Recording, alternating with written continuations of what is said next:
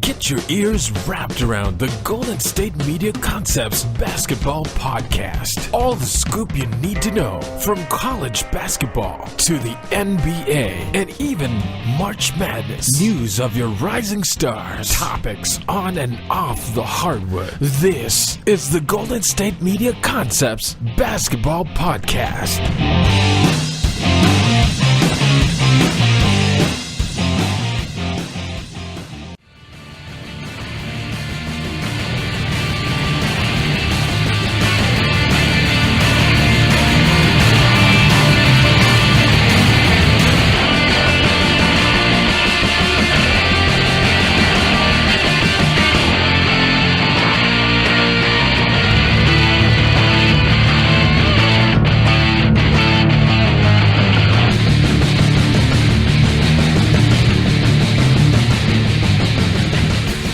Hello, everybody, and welcome to the GSMC Basketball Podcast, brought to you by the GSMC Podcast Network. I'm your host, Jeff Malinoff. With me, as always, is my partner in crime, Mark Souza, till Thursday, until I'm gone. I'm homeless. I'm alone. There's no one here gonna be beside me. Man, this sucks. Anyways, continue. I'll live. Continuing from There's only one way to you only can go forward, you can't go backwards, right? That's not entirely true. My car goes backwards all the time. Well, in life and in time, you can't go backwards. No, time is, what do they say, linear? Unless you believe in time traveling, well, you're probably going to say something like that. Did you ever hear about the conspiracy theory about that during the Mike Tyson-Evander Holyfield fight? No, what happened? There's a guy in the background with a camera that looks awfully similar to like a Samsung Galaxy phone. Interesting. Like it looked like, and that was like in the 90s. Have you ever seen the theory about time traveling based on the creator of The Simpsons? Yes, that's creepy because there's a lot of accurate stuff about it. There is a lot of accurate stuff. A lot of weird things. Anyways, man, let's talk basketball. What do you say? Yes? No? Maybe. Sure, why not? I mean, we're in that lull right now between the All-Star break. Well, we're at the end of the All-Star break as basketball returns to action tomorrow. Tomorrow, I love you. Tomorrow. So we have the last stretch of the season. I'm not going to say you might resort to one of your favorite sayings. Cut my life. I'm showing the picture of the infamous Vander Holyfield Mike Tyson fight. In the background, there is what looks like to be a smartphone. A guy's hold. Doesn't it look like one? Bless you. Thank you. Doesn't it look like a smartphone, though? Like, how do you explain that? I can't explain it. It was in 1995. There was no such thing as a smartphone. There was no such thing as a phone. Mm-hmm. Okay, that's not true, but granted. Regardless, let's go back into the talk of the National Basketball Association of America. I love saying that. The NBAA, is that what you just said? The ADAA, the American Dodgeball Association of America, which I wish was real, but we'll never get to be fortunate enough for that. But anyways, regardless, moving on.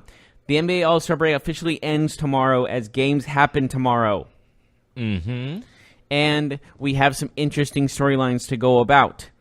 First and foremost, can the Lakers make it to the playoffs even with this losing record they have going into this after the All-Star break? And with a tough schedule ahead of them, starting off with tomorrow, they face off against the Houston Rockets and arguably the MVP of this season, James Harden. Mm-hmm. Yeah, that's going to be the first game for both these teams coming back from the break. Tough game for both of them, especially the Lakers. The Lakers are at home, so they're looking to get back on track. Look, they are under 500 right now, but they're only a game under 500. Now, it's one of those things where if they win... But it's a LeBron team, so that's way too low. So here's the thing. With every game, with every week that passes, I think the pressure will mount more and more. Mm-hmm. So, yes, I am of the firm belief that this team will make the playoffs if LeBron James is healthy. If he gets injured again, all bets are off. I will say no. But if he stays healthy for the last, 26, 27 games of the season, I think they make it. But they're in a hole right now, and they're right there. I mean, they're only 3 games out of the 8th seed. They're not terribly far behind. But if you lose tomorrow, you now are 2 games under 500. And then it starts just creating pressure where it's almost like the games start building up where you're going to have to win. Maybe not must wins, but it's like every game is that much more important. Now, I do want to mention that the Lakers' schedule, the rest of this month is fairly easy. Now, this is who the Lakers will play in the rest of February. They play the Rockets. Then they're on the road to face the Pelicans, and they're on the road to face the Grizzlies, and then they're at home to face the Pelicans. Those are 3 very, very winnable games. In fact, I think everybody would probably say they're going to win those games. Mm-hmm. But March is where it really kicks off. They play the Bucks.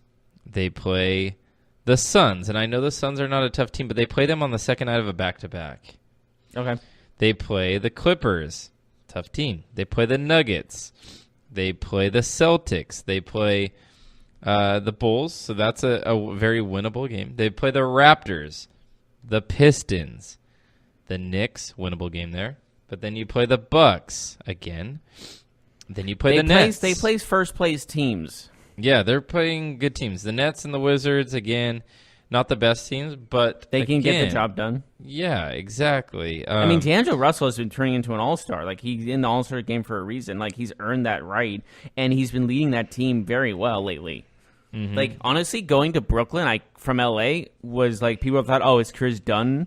Like, and rightfully so. Like, everyone was like, oh, that's the worst place he could possibly go. But now, it's probably the best thing that ever happened to him. They also play the Kings and the Jazz in the month of March. And we both know those teams are not as easy as they used to be. And then let me tell you this, Jeff. Mm-hmm. This is April's schedule for the Lakers. These are the last 5 games of the season, okay? You ready for it? Buckle up. I'm going to say win or lose. Put your seatbelt on. Okay. At Oklahoma City. Lose. Home against the Lakers. Or the Warriors, excuse me. I was like, wait, what? Home against the Warriors. Lose. Depends on where the Warriors are in the seeding because they might bench their players. Then they play the Clippers. Close game. I'll tell you what, though, about that Warriors game.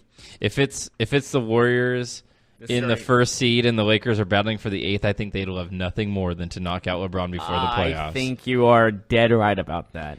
Especially Steve Kerr. Remember their history with LeBron, you know. Oh, what did they? Played each other in the finals a couple of times. Wait, they played each other every single year for the last 4 darn years. So again, I'll start from the top again in April. Thunder, win. Warriors. For the Thunder. Yeah. Lose for the Lakers.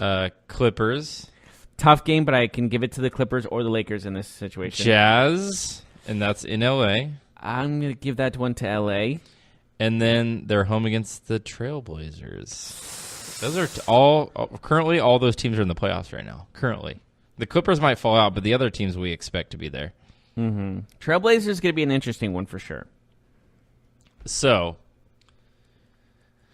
tough sledding for the Lakers. They have one of the toughest remaining schedules in the league. They're currently under 500, but again, LeBron's back in their lineup. They're an over 500 team with him. But now, I will say this, though. I would say no problem. LeBron will play the rest of the season and they'll make it. But he's never really missed a long period of time due to injury before. But he has this year. That brings some concern to me. For what? For a long term? Or just for this season. For LeBron playing throughout the rest of the season. Because I don't see him playing every single game. He might have to. Yeah, but he might have to do what Harden's been doing for the Rockets, right? Like carrying the team. Well, speaking of the Rockets, Harden has his 30-game streak on the line against them. He does. Mm-hmm. He has a streak. He also gets his center back, Clint Capella, for this game. So not only did the Lakers have to deal with James Harden, Chris Paul, Eric Gordon, and those guys, but Clint Capella making his return to the Rockets lineup is expected to start and play tomorrow. A very underrated NBA player, in my opinion. I think he really gives the Rockets a better chance to win night in and night out when he's on the floor. Mm-hmm. Yeah. And he's actually, yes, like you said, it's incredibly underrated player. And coming back is not going to do nothing but good things for the Rockets. and they're in a comfortable position. The playoff spots are ready, and this can only help them in the long run. You know what? I have to give the Rockets credit, though. When they signed Kenneth Faried, I was a big fan of that. He's been fantastic for them. He's averaging, I think, a double-double for the Rockets. He's just been an energy player. I've always liked his game. I know he fell out of favor with the Nuggets and then with the Nets, but I don't know, man. He's always been a player, in my opinion, who plays hard. He's a physical specimen, somebody who's incredibly tough to knock off the ball because he's so strong, especially in the interior, and he's athletic enough to move. So I like that addition. I think him coming off the bench and Capella returning to the starting lineup can only boost their depth, and that's been a problem for them. The Rockets have had a limited depth. You know, the Carmelo move didn't really work. To be fair, that's I'm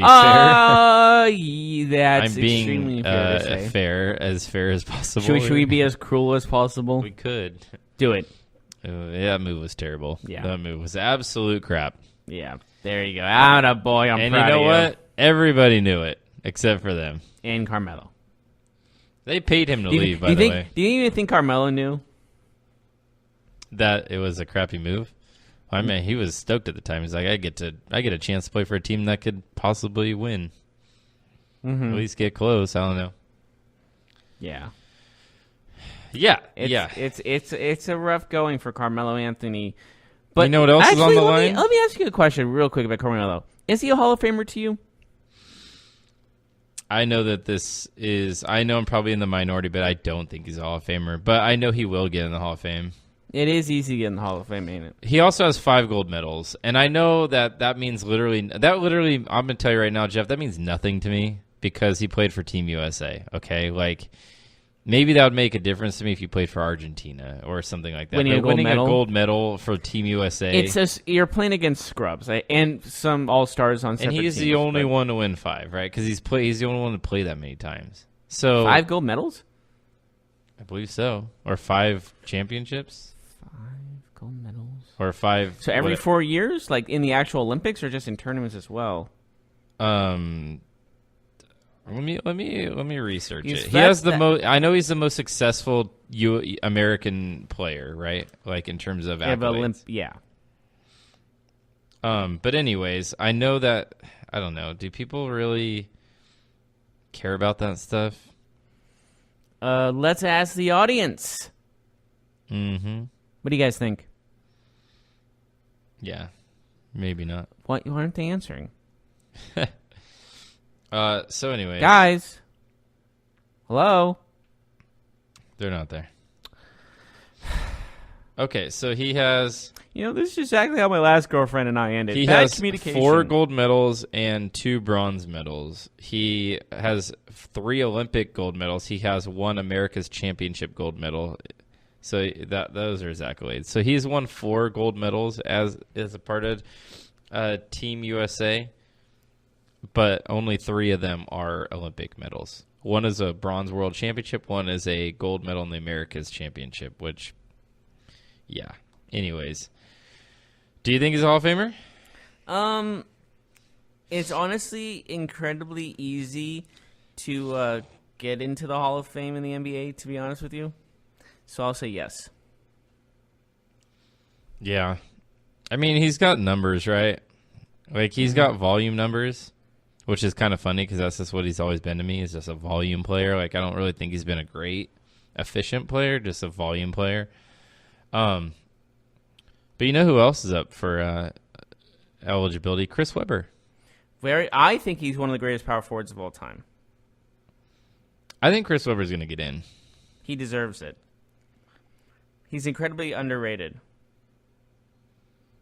Yeah, I also think that because it's the Basketball Hall of Fame, right? Yes. So his college career makes an impact too, right?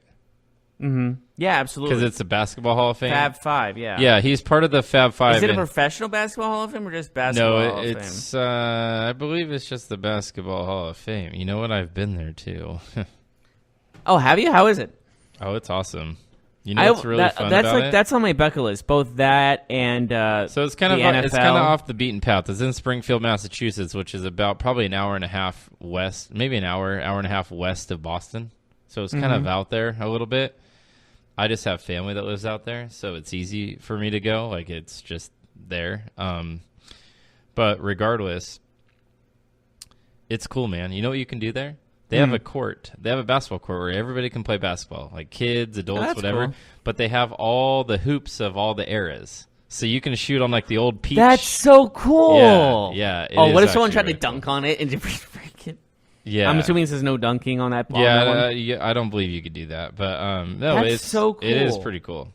It's the Naismith Memorial Basketball Hall of Fame. So Naismith? Yeah, you know, the inventor of basketball. Yeah. So. I was trying to remember where that name. I know that name sounded super familiar. I just forgot that was the inventor of basketball. So Chris Webber, I think, his team did not win a national championship in college, but the Fab Five was... They went to 2 straight NCAA championship games. Yeah, and they were just a revolutionary... Like, dude, like, look what they did for college basketball. Look what they did for basketball. They were the first team to wear, like, baggy shorts. Yeah, remember? They're probably the most famous... they're the most famous... runner-ups? College basketball team of all time. Yeah, and they didn't win. Yeah. Even, like, the Jordan team of North Carolina is not as popular as the Fab Five.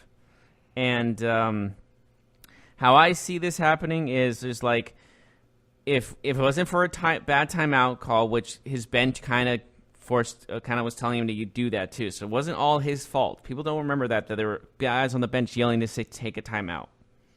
Just saying. I think they should have won. Even if they won one, he should be in the Hall of Fame. But since they lost 2, it really puts a damper on it. But I think regardless, he should be in the Hall of Fame.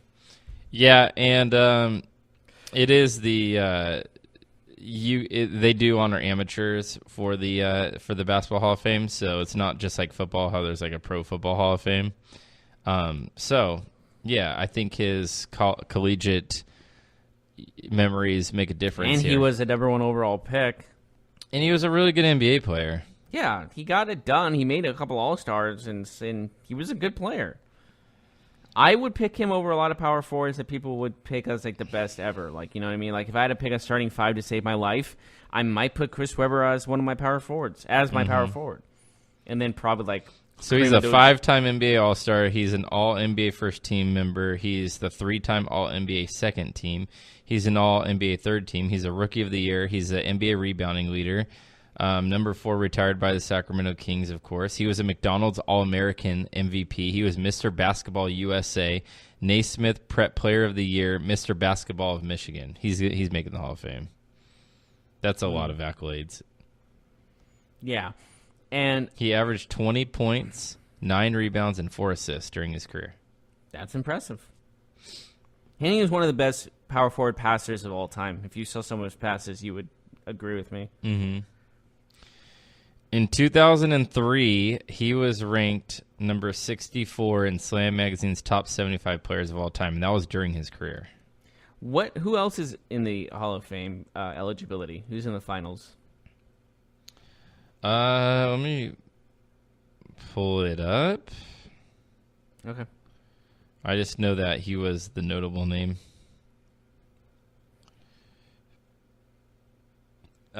Anyways, we should probably take a break. We come back. We need to talk about our picks for MVP, Rookie of the Year, Defense Player of the Year, 6-man, and we'll pick our All-NBA first team in the next segment. We'll talk we'll give our predictions. Yahoo! You know, we've done it at the beginning of the year. Now we'll see what happens the rest of the season. Yes, we'll be right back right after this.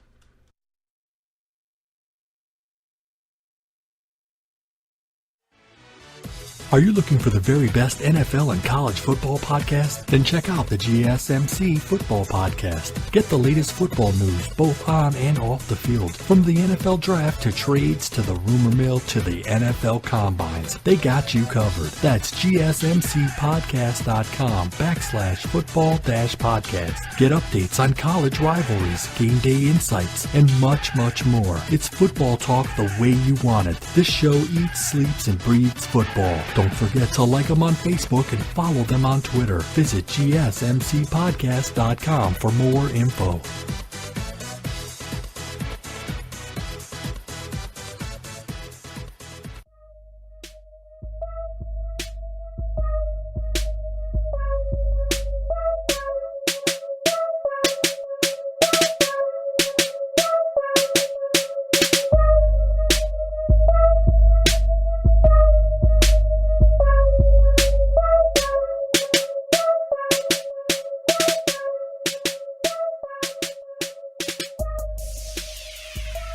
Welcome back to the GSMC Basketball Podcast. We're going to do our picks for the awards, mid-season kind of prediction to the end of the season awards for the NBA, as well as All-NBA First Team. So Ben Wallace also is on the eligibility. Oh, for yeah, All-NBA. NBA champion in his own right. Also coached Paul Westphal. Okay. There's some other players, too. Sidney Moncrief, who was a 5-time NBA All-Star and 2-time NBA Defensive Player of the Year. Jack Sigma, 7-time NBA All-Star and Supersonics NBA champion. Marcus Johnson, 5-time NBA All-Star. Bobby Jones, 8-time NBA All-Defensive First Team. And a couple others as well. But yeah. Anyways. What should we start with? We should go with MVP. You know, at first I chose Giannis, but I think I have to change it. Uh-oh. It's being changed. I hate to say this. Dang, and Giannis did really well, too, huh? I know, he's been doing amazing. Like, it's not his fault. It's not his fault in the slightest. It's because this guy's taken over so often, I have to give it to James Harden. Mm-hmm. I have to. What he's done, no one else has seen It's before. just going to be incredibly hard not to give it to Harden with his numbers like that. Like, it is. How can you not? Seriously. But I'm going to give Paul George a run for his money. There's so many good players. God, everyone's doing George, so good. Giannis, obviously Jokic. Harden. You didn't even add Jokic yeah, to that. Jokic comes to mind. LeBron, I'm kidding. Curry and Durant aren't even named yet, and it's crazy, man. This is one of the most insane stats lines for players in NBA history. Like from top to bottom, when they're like for candidacy, like everyone. If this was like a different year for like one of these guys, hands down, their MVP. Mm-hmm. Paul George. If this was him in 2010, just as an example, he's MVP instead of Derrick Rose. Yeah, man. All right, so. You didn't get to pick yet, have you? I think it'll be Harden. Yeah. I just do. It's just a numbers game, man. Yeah, like it's absolutely. Totally. I mean, look, what he's gonna do if he keeps up. He doesn't have to keep the same exact pace, but look, he's still on his ascension right now. What, 30 games now? Yeah. What is it, like 50 games on? You know, it could be 50. It's over 30, but it could be 50. The opportunity is there for him to just do it the rest of the season. I think it's going to be Harden. I say that even though Paul George has an argument, I think Giannis will be the second best vote getter because I think the Bucks finish first or second. That puts him in, yeah, absolutely. And Russell Westbrook's name just kind of hurts Paul George a little bit, I think. I think it just slightly. It's Westbrook's team. Yeah, because some nights Westbrook is the guy, and most nights George is the guy. But regardless, Giannis is the guy all the time for the Bucks, so he's going to get all the credit, right? For better or for worse, the perception is Giannis is carrying a team of decent players, and Paul George and Russell Westbrook are, they both have each other. It's kind of like a dynamic duo. So I'll say Harden, Giannis gets second. All right, so Defensive Player of the Year. I think I got to give this one to Paul George. I think so, too. I think this is Paul George's award. Paul George gets Defensive Player of the Year. I was thinking like Kawhi at the beginning of the season just because of his resume, but man, Paul George has been excellent on the defensive side. I know Draymond was set out to win this year, but I don't think it's him. I think Rudy Gobert is up there too, but I think it's Paul George, man. Yeah. If it does be Rudy Gobert, I wouldn't be too upset, but it's Paul George. And I think, too, is that you got to give Paul George the credit for being a wing defender. I think it's easier to be an interior defender. When you're a wing defender, you got to cover more ground. It's a little more aggressive down low, but makes sense what you're saying. Yeah, you gotta cover more ground. And plus, the NBA is such a shooters league now with threes. Like, yeah, it's harder to be a wing defender than a interior defender right now in today's game. All right. Well, let's go to I guess Sixth Man of the Year. I'll let you go first.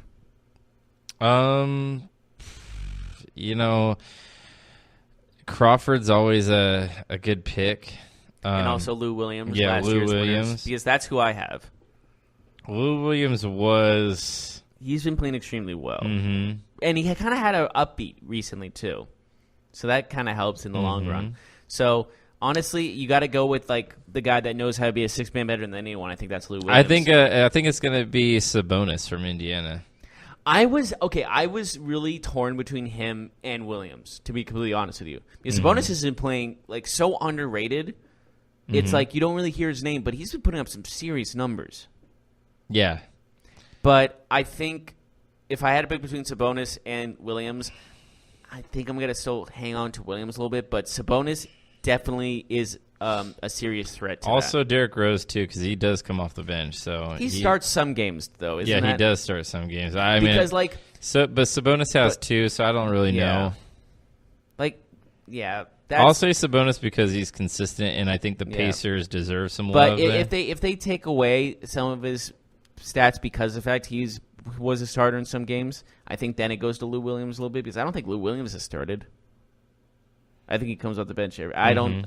If he has, it's been like 1 or 2 games tops. We also got to talk about most improved. See, this one's tough because there's some new guys in there that we like. Derrick Rose is obviously on the list. Darren Fox, even Buddy Hield's on the list. John Collins has been playing excellent. Like honestly, but it's hard to say honestly. But I think I gotta go with. You know what? I think John Collins, man. He's improved dramatically. He's become a serious threat. Yeah. John Collins, and I think he's a good candidate. I've said it before, and I'll say it again. I'm sticking with it. I think De'Aaron Fox is going to win most improved. This one is like I'm not like so 100% sold on the fact I think John Collins has a say in it. I think he deserves the right to be even considered, and it deserves to win it. But De'Aaron Fox has been playing on another level too to help the Kings get to where they are. So absolutely, that would make sense to me as well. Yeah, these are some tight races, though, man. What about Pascal Siakam, though? Siakam definitely. I think Fox, Siakam are both in there. Sabonis. I think Siakam's a little bit lower than some because he's on a better team. And what about D'Angelo Russell? He made the All-Star game. Yeah, I forgot about him, but I don't really see him as like improved. I think he's always been a stellar performer. He's just getting better and better. Like it's like he's not like improved from like a scrub to an all-star. He's been rising to that point since his rookie season. He's always been a stellar player. So it's not like it's a surprise. All right, so we got to go to Rookie of the Year. I think it's Luka Doncic, right? Yeah, but I have to say Marvin Bagley has been making a point. He's been playing. He's been having a couple of double-doubles. He's been having some pretty good games. He had a 32-point game recently. But I do agree with you. I think Luka is the front runner. But that really is a disappointment for the Suns, in that DeAndre Ayton is not the he's not really gonna have a chance, is he? No, no chance. The only reason, so I think it's Luka 99%. I'll give Bagley 1%, and the only reason why I say that is if the Kings make the playoffs and Bagley's like a phenomenal player down this stretch. I see. Like maybe because Luka's going to play on a losing team. Like they're just going to fade away, right? It's not like he can do anything about it. And next year they're going to be even better with Porzingis coming back from injury. So it's not like it's a big deal to him. Do you know that Zion already has 3-1 odds to win the 2020 NBA Rookie of the Year? There's probably odds him winning MVP in 2021. Oh, man. It's pretty funny. Trae Young's been playing a lot better, but I still think it's Luka than... No, I don't see Trae. No, I'm sorry. I just don't see that. He's had some good games, sure. He's played well, but he's had some games where he's almost non-existent as well. Mm-hmm. I guess you can say the thing with Bagley, but Luka you can never say that for. Mm-hmm. That's why I think Luka's getting it. Unless, yes, the Kings make the playoffs somehow and Bagley becomes like a starter for them and all this kind of other things, but it sounds like it's going to Luka. All right, so now we got to do all NBA first team. 5 players, 3 forward/centers, and 2 guards. Okay, you want to start with point guard? You can start wherever you want. I'm just going to go in order. So just tell me your first player. Well, obviously, it's going to be James Harden on my shooting guard. Yes, I also have Harden. I put Paul George as my small forward. I also have Paul George. Center is Giannis. I have Giannis as my forward. I have Jokic as my center. Oh, I forgot about Jokic. But does Giannis play power forward or does he play center? Yeah, it doesn't matter either. It doesn't matter? No, You sure? I think Giannis can be the center in this. Mm-hmm. I have Jokic as I was one of thinking my about top Jokic, five. but I was thinking more on like positional wise, and I think just Giannis is better. Okay, who else you got? Um, So you have George, For my Giannis, and Harden. yeah, for my point guard, I just got to pick one like Stephen Curry. I think that's just a simple one. Just you got to put a warrior in there, you know. Mm-hmm. What's yours next? So I have Jokic, Giannis, Paul George, Harden, and I have Curry.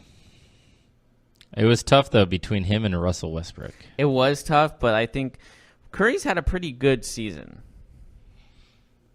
Oh, yeah. It is weird, though, that a Warrior almost doesn't make this list, right? Yeah, right. But that's how good everyone else is doing. All I things would considered. prefer to put Durant in, I think, over Curry. But I can't have But you that many can't have him. forwards. Yeah, you can't have him over. You can't have him over George. Yeah. Um. That's what I got. Okay, I'm trying to think of my power forward because that one's the toughest one for me to pick. Mm-hmm. Gosh, this is really tough because there's like you can even maybe not. I'll put Embiid. I'll just do that. I'll just put Joel Embiid as Okay. my power forward. Yeah. That's what I got, man. Is there any other award? We got MVP, Defense Player of the Year, Coach of the Year. Yes, Coach of the Year. Who do you got? The Bucks GM or Bucks Mike Budenholzer. Budenholzer. Yeah, I don't think there's any debate about that one. I will. Well, I mean, the Toronto Raptors say, what about Michael Malone, Denver Nuggets? Yes, but yeah, I think between Budenholzer and Malone, it's going to be a tight For race. me, there's only four. I think 4 men will get votes. I think the 4 coaches that will get votes are Budenholzer, Malone, Nick Nurse from Toronto, and I think Dave Yeager might get a vote or two if the Kings make the playoffs for sure. I think that's a long shot, but okay. Well, they would have the. Right now, they're on pace to having the most surprising season of anybody in the NBA. That coach usually always gets a vote. When you come from nowhere, basically everybody writes you off before the season starts, and if you're a playoff team, that coach will get some love. He won't win it, but he'll get some. He'll get some recognition for that. He will. He won't win it though. Mm-hmm. Anyways, we should probably go to a break. Yes, we should go to break. Unless we have another award that we're forgetting. Oh, We did Most Improved as well. We did that. Yeah. All right. So we can do our biggest disappointments. well, we do need to talk about UNC and Duke. Oh, yes. We also should predict our bottom 3 teams in the NBA. Who will tank the hardest? Who will be the 3 that tank the hardest for Zion? We could do that when we return.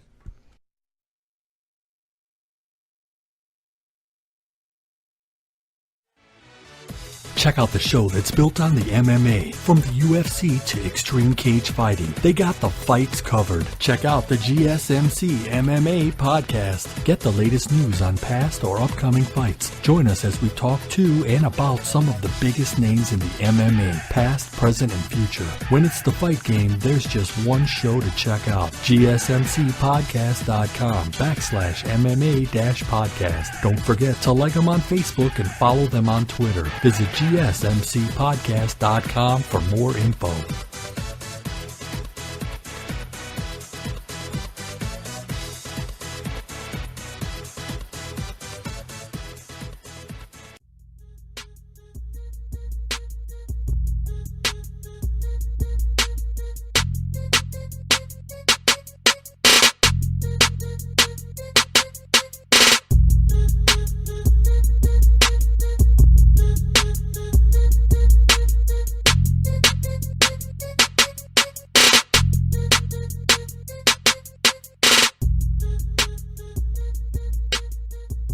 Welcome back to the GSMC Basketball Podcast.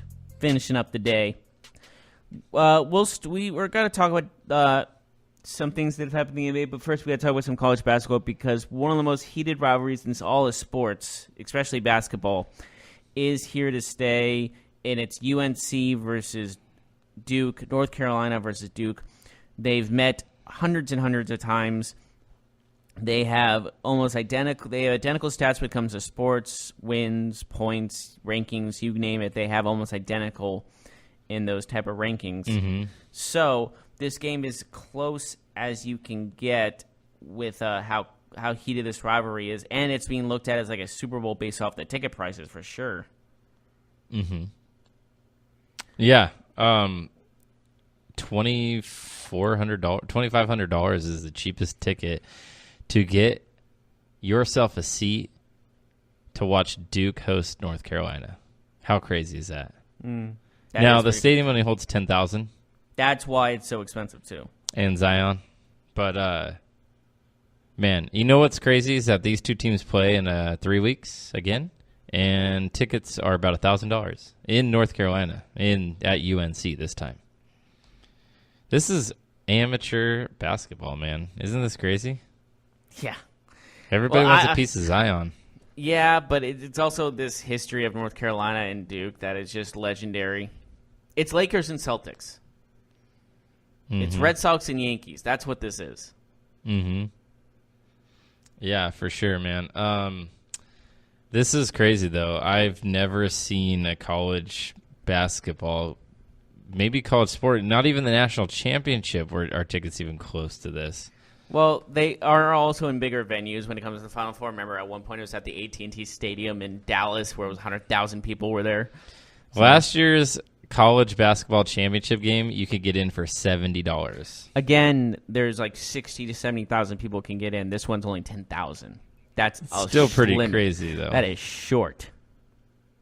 Mm-hmm. And small and tiny. Yeah, so Zion, of course, everybody is trying to get on that, trying to get a piece, including NBA teams who we now know that there will be some epic tanking going on here in the next 26, 27 games, however games some of these teams have left. Are they allowed to have the children of the players play? Because I think we're about to see that happen. So let's talk about who the bottom three teams will be when it's all said and done. Who will have the three best chances of getting Zion? Well, number one with a bullet is the Knicks. The Knicks, they have to be one of the bottom three, right? They just have to be. It's destiny. I think Phoenix is a lock. And I think it's between Cleveland and Chicago, but I got to go with Cleveland. I definitely think that Phoenix is the most likely team of all of these teams, though, because they play in the West. Mm-hmm. Like, let's be honest. The Knicks and the Cavs and the Bulls and the Hawks are all going to play each other. Like, there's some wins to be had there. Like, who is Phoenix actually going to beat the rest of the season? Like, maybe nobody. Like, they could end the season with 11 wins. Oh, my. Can you imagine? I mean, they're 11-48 now. No, seriously, imagine it. I am. Do it. They're 11-48 now. Like, they've only won 7 games at home. The Knicks have won 4 games at home. 4 games? I'm sorry. Just, oh, God. 4 games? That's it? The Knicks are as likely to lose at home as the Bucks and Raptors and Denver Nuggets are likely to win at home. Complete flipped. The Knicks are 4-23. Denver's 25-4. Those are home records. How are you that bad at home? How do you want to go? Well, do you want to go to a game if you only see 4 wins the entire season? Out of 41? Knicks fans go. They sell that place out even well, this year. It is the world's most famous arena. And Madison is pretty attractive. So I say Phoenix, the Knicks, and I'm going to say the Cavaliers, yes, because Chicago, I think, is just a better team than the Cavs. I just think they are. As silly as it sounds to call Chicago a better team than someone. Talk about, like, straining hairs here, like splitting hairs here, like, seriously. It's who's worse, this bad team or this bad team? Like, yep. So anyways, yeah, the Tankathon, the Zion Bowl, I guess you could call it. The Zion sweepstakes. Mm-hmm. The Zion lottery. The Zollery. Mm-hmm. You know the Knicks are going to get him, right? It's a conspiracy, right? Yeah, I mean, look what David Stern did. Patrick Ewing. I was just about to say that. 1985, the infamous folded envelope. Yeah, the folded envelope. It was not frozen. Forever thought that was stupid, but it was folded. You can actually see it folded. It could have been frozen too, right? Yeah, I guess it could. But do you remember him putting it all in the bubble and him like they all went in fine, and then he hits one that he jams one at the side of the bubble, makes it bend? That's what happened. Look, man, it's a conspiracy. They got Patrick Ewing. They still didn't win. I'm not sure who was supposed to get the first pick that year, but apparently, I think Patrick Ewing's agent or his dad or something said he's not going to want to play in a warehouse or a low budget team like that. He wants to play for a high market team. So, he went to the Knicks. What are the odds? James Dolan, he denies that he's looking to sell the team. That's a bummer for the fans of that team. Man, yeah, I got a feel for Knicks fans, man. He's the worst. If I was a Knicks fan, I would be openly campaigning for He's that. one of the most selfish guys in all of sports. Do you know that according to Forbes, the Knicks are still the NBA's most valuable franchise, even with all this losing? They're still worth $4 billion. Yes, despite the owner's selfishness and intolerable attitude. The only reason I say selfish is because I've seen him take opening spots for concerts for Rihanna and stuff, instead of giving it to someone that could use the recognition and or talented. Mm-hmm. You are, and I actually looked it up. His CD, his band, sold only 147 copies worldwide. Really? Worldwide, or maybe nationwide. Well, one or the other. Either way, it's tiny. So you don't deserve to be the opener for Rihanna. And you're a billionaire. Why? I've do we never want heard to see your face? his music. Oh, it's just some swing, old school, country kind of stuff. It's crap. Is this on iTunes? I think it's on YouTube. Yeah, he did some music videos because he can afford it. If you want to check it out, it's pretty bad. No disrespect to the other band members. It's disrespect to him. So Zion's going to be number 1 pick. R.J. Barrett is likely the number 2 pick from Duke. Honestly, isn't another Duke player supposed to be number 3? Cam Reddish in the top 5. Yeah, we could see 3 picks in the first. Could be 3 in a row, yeah. Yeah. Has that ever happened before? I don't think so. That would gotta be some sort of first. All I know is Manute Bol's son, it looks like he's entering the draft. He's a center from Oregon, 7'2". God. And he's in college. Mm-hmm. Why am I 23 years old and I'm 5'8", but this son of a gun gets to be 7'2"? Why did life treat me this way? Those are just the cards you were dealt, my friend. I got when you play Texas Hold'em, the worst hand's a 2 and a 7. I got a 2 and a 4. You can get a straight with it, but it's very unlikely. You could, but it is unlikely. Now, you know what? I'm giving myself too much credit. Give me it's a 2 and a 6 I'm holding on a Texas Hold'em. Mm-hmm. I read some crazy stat. Let me try and find it.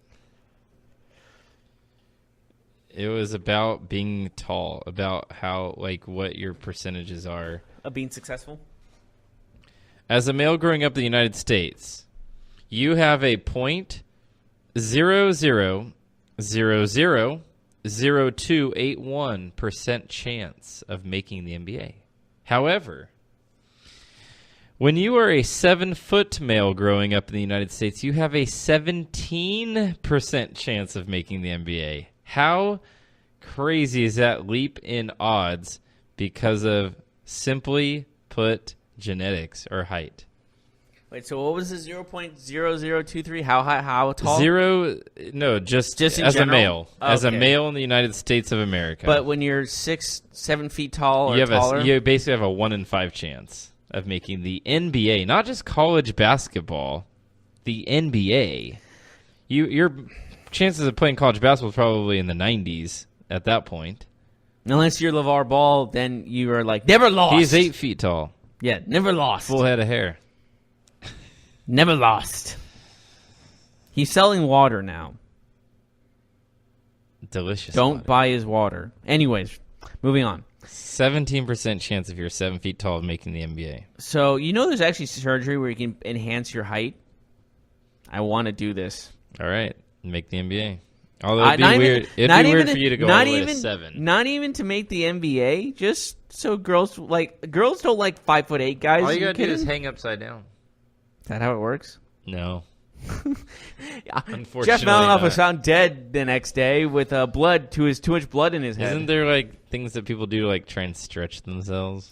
They do that. You know that they pull the cars on opposite ends. God! That, And it rips you in half. Yeah, but they do it very slowly, so it stretches them just a tad, and it kind of dislocates their. that. And also, people try to dislocate their bones and do stretches. Yeah, at that the would same make time. me squeamish if I saw that.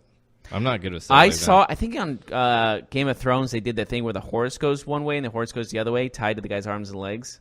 Mm-hmm. I think it was on Game of Thrones, but I thought it was cool when it happened because the effects look pretty realistic. Can you imagine what the thoughts are going through your mind as the horses are running for the ropes tighten? Mm-mm. That's gotta be the worst feeling in the world because it's gonna rip you in half. Yep. That's gonna be our show today. Thank you for joining us on this horrifying adventure at the end. That is there. our show for today. Yeah. Tune us in on Friday. Actually, this is Mark's last basketball show. Yes. He will be gone Thursday. Thursday is his last day. So I will be here on Friday. But as always, I will see you next time. And Mark, thank you so much for being my co-host after all this time. You've been listening to the Golden State Media Concepts Basketball Podcast, part of the Golden State Media Concepts Podcast Network. You can find this show and others like it at www.gsmcpodcast.com. Download our podcast on iTunes, Stitcher, SoundCloud, and Google Play. Just type in GSMC to find all the shows from the Golden State Media Concepts Podcast Network, from movies to music, from sports to entertainment, and even weird news. You can also follow us on Twitter and on Facebook. Thank you, and we hope you have enjoyed today's program.